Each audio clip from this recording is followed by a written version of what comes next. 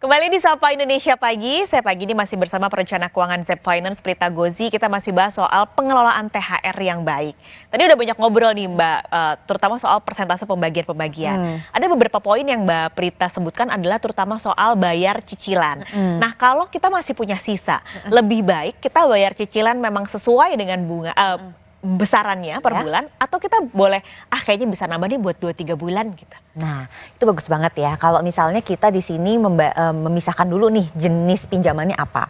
Kalau pinjamannya itu adalah pinjaman online yang memang udah kita pakai juga gitu kan. Atau misalnya koperasi gitu ya. Nah, itu sebetulnya bagusnya langsung dipangkas jadi 0. Oke. Betul, karena apa? Supaya membuat kita tuh jadi lebih tenang dan kita bisa fokus ke cicilan lainnya yang memang kita mungkin butuhkan. Contohnya cicilan rumah atau cicilan kendaraan. Nah, kita coba bayangkan ya, kalau cicilan kita terlalu banyak itu kan kadang-kadang kita pusing. Dan kadang-kadang juga kalau nanti terpengaruh oleh tingkat suku bunga, nah itu dia yang agak bahaya tuh, terutama kalau KPR. Kalau suku bunga naik, ada kemungkinan KPR kita juga akan naik gitu, karena tingkat suku bunganya akan naik. Sehingga kalau kita sudah bisa melepaskan nih kewajiban-kewajiban yang sifatnya sangat konsumtif tapi nominalnya juga kecil-kecil, itu akan sangat jauh membuat kita tuh lebih tenang dalam melakukan pengelolaan keuangan. Tapi kalau kita misalnya tidak punya cicilan-cicilan yang konsumtif yang sudah dipakai sebelumnya seperti di pinjaman online itu, kita boleh Mbak bayar pinjaman KPR dan kendaraan yang biasanya nominalnya lebih besar untuk kita tabung, misalnya mungkin 2-3 bulan bisa saya bayar begitu. Oke, kalau untuk KPR itu mungkin masih oke. Kenapa? Karena KPR itu konsepnya kan dia bunganya itu terhadap berapa sih durasi cicilan kita. Tetapi kalau KPM biasanya dia modelnya tuh flat gitu loh Mbak. Jadi artinya walaupun kita bayar lebih cepat juga nggak mengurangi tingkat suku bunganya gitu ya. So I would suggest kalau memang KPR itu mungkin boleh untuk bayar modalnya. Nah sekarang yang menarik adalah nih ada konsep nih. Oke, kalau misalnya saya pakai nih misalnya uang ini, kemudian let's say saya taruh nih di investasi yang memang sifatnya lebih pasti untuk memberikan cash flow bulanan. Nah itu bisa tuh cash flow bulanannya nanti untuk menambah bayar cicilan yang model cicilan KPM. Ya kan? Karena toh juga kalau yang model KPM itu juga dibabat lebih cepat juga tidak terlalu berpengaruh, maka ada baiknya uang itu ya udah taruh aja di misalnya investasi apa gitu yang memang bisa memberikan hasil tiap bulan, lalu itu jadi tambahan kita untuk cash flow bayar cicilan KPM-nya. Iya benar, karena kan sebenarnya ya karena tadi ya nilainya akan sama, jadi tadi konsepnya adalah kita cari investasi yang bisa memberikan imbal bulanannya cukup besar dan lumayan. Betul, jadi kan nggak mungkin sih itu langsung bisa nutup semua cicilan, pasti enggak. Tetapi kan lumayan kalau bisa ngebantu. Kadang orang berpikir, cuman 400.000. Loh, tapi kalau 400.000 dari 2 juta itu udah 20, berapa tuh? 20, hampir 25% kan? Jadi itu lumayan banget. Tapi Mbak Prita punya saran nggak? Kira-kira investasi yang cocok, misalnya ada orang yang kepikiran, kayaknya oke nih sarannya, itu masukin kemana Mbak? SBN Retail. Karena kan dia pasti kuponnya tiap bulan gitu. Jadi misalnya orang punya uang nih THR banyak banget gitu, atau masih punya selisih uang lainnya gitu ya, 100 juta rupiah misalnya gitu. 100 juta rupiah ditaruh di SBN Retail memang bisa sih angkanya mencapai itu setiap bulannya sampai ratusan ribu seperti itu. Iya, lumayan banget ya bulan benar-benar. Nah ini juga ada mungkin banyak kasus masyarakat yang karena keterpaksaan mereka pinjam di pinjaman online misalnya Mbak, lalu nggak bisa bayar, bunganya lalu akhirnya menumpuk dan menjadi besar. Itu ada solusinya nggak dengan kita mendapatkan THR dan juga gaji yang agak beruntun gitu? Pasti, karena pada saat kita punya pinjaman online itu kan jenisnya banyak ya Mbak. Ada pinjaman online yang jenisnya tuh bayar tunda. Jadi ya udah bayarnya pun harus sekaligus. Ada yang jenisnya cicil, ya kan? Betul. Ada juga yang ngambilnya itu dana tunai. Nah, lihat nih kita nih yang mana gitu kan. Karena jenisnya banyak banget. Nah, terus dari yang mana itu kita lihat syarat dan ketentuannya. Karena kita nggak bisa nyamain, semua pinjaman online sama. Nah, kita ambil yang syarat ketentuannya itu yang paling minim penaltinya. Itu yang kita babat terlebih dahulu. Malah yang paling minim ya Mbak? Tentu, karena kan kalau misalnya penaltinya juga besar ya udah istilahnya ya uang kita juga akhirnya mungkin kitanya cicilannya berkurang tetapi biaya penaltinya besar gitu. Jadi yang penalti paling kecil itu yang kita mending lunasin terlebih dulu dengan uang THR.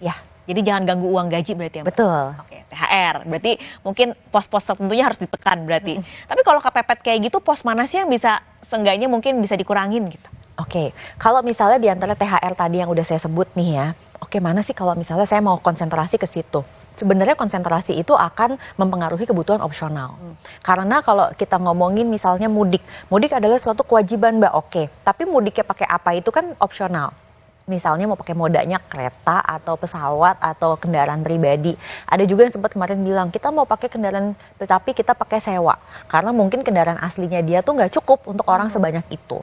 Nah pertanyaannya sewa mobil kalau misalnya versus dia pakai transportasi umum sebetulnya lebih ramah yang mana? Nah mungkin selisihnya itu yang bisa dia gunakan nantinya untuk membantu membayar pinjaman online tersebut. Oke. Ramah nih dalam arti berarti murah di kantong, Iya. dan ramah di kantong ya. Iya.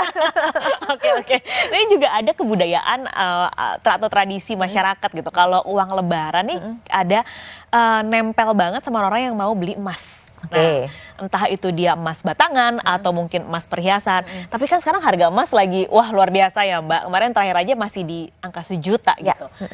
Apakah itu bisa dilakukan di lebaran kali ini atau lebih baik dipindah ke bentuk investasi lain? Oke, kalau kita berbicara investasi, sebetulnya itu tidak pernah ada salahnya untuk membeli emas sekarang gitu. Karena pada prinsipnya emas itu kan safe haven dulu nih gitu. Tetapi dia juga punya bonus bisa memberikan keuntungan. Nah, kalau misalnya motivasinya adalah supaya ada yang bisa ditampilkan saat mudik, maka saya mungkin saran dibelikannya emas, tapi emasnya tuh yang rantai gitu loh Mbak. Rantai? Karena ongkosnya akan murah.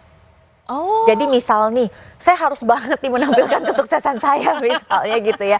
Ya sudahlah, kita kan nggak bisa mengatur orang. Iya. Tetapi yang kita bisa atur, Anda beli aset apa. Nah alih-alih misalnya Anda beli aset-aset yang sebenarnya nanti juga tidak akan ada nilainya. Ya sudah Anda beli emas aja. Emasnya perhiasan, mau pakai renceng ke kampung halaman, terserah deh gitu. Tapi pilih yang bentuknya itu adalah rantai. Karena kalau yang bentuknya rantai tanpa batu permata, itu ongkosnya murah Mbak Riri. Sehingga nanti pada saat dia menjual kembali tidak akan banyak potongannya. Oke, berarti kalau orang-orang kan biasanya cincin, ada matanya atau kalung, jangan ya? Jadi kalungnya yang rantai aja, gelangnya yang rantai aja. Itu Gitu. tips. Emang selisihnya banyak banget, Mbak. Lumayan, coba deh. Ini saya baru tahu loh. Oke, nah berarti sekarang karena kita juga udah mau mendekati waktu selesai, Mbak Prita, kesimpulan mungkin ya sebagai tips buat teman-teman, buat penonton yang akan mudik dan punya pengeluaran cukup besar. Apa nih tips dari Mbak Prita terakhir untuk menutup diskusi hari ini? Nomor 1 harus bikin anggaran, ini wajib ya. Jadi anggaran ini jangan cuma dibikin 1 bulan, tapi dibikinnya itu per minggu. Jadi kita tahu per minggu itu cash flow kita akan keluarnya berapa banyak. Yang kedua, kita bikin prioritas. Karena pada saat ternyata penghasilan kita terbatas, mau nggak mau kita harus bikin prioritas. Dan selalu prioritaskan yang wajib. Oke, dan yang ketiga, coba selama 1 atau 2 bulan ke depan hindari dulu nih pembelian-pembelian yang sifatnya konsumtif dengan bantuan pinjaman. Boleh Anda belanja, tetapi kumpulkan dulu uangnya supaya at least keuangan kita sehat dulu sampai bulan-bulan berikutnya. Oke, dan tidak minjam karena ada bunganya. Kadang orang Iya. suka lupa itu bunganya. Nah, saudara ini semoga tipsnya bisa berlaku juga nanti tahun-tahun depan lagi biar THR-nya benar-benar kepake dengan efektif dan maksimal. Mbak Prita terima kasih banyak. Terima kasih, Di hari Mbak lebaran ini Riri. sudah bergabung di Kompas TV. Sampai ketemu lagi, sehat selalu Mbak Prita. Dan saudara, Sapa Indonesia Pagi masih akan kembali. Usai jeda, jangan kemana-mana.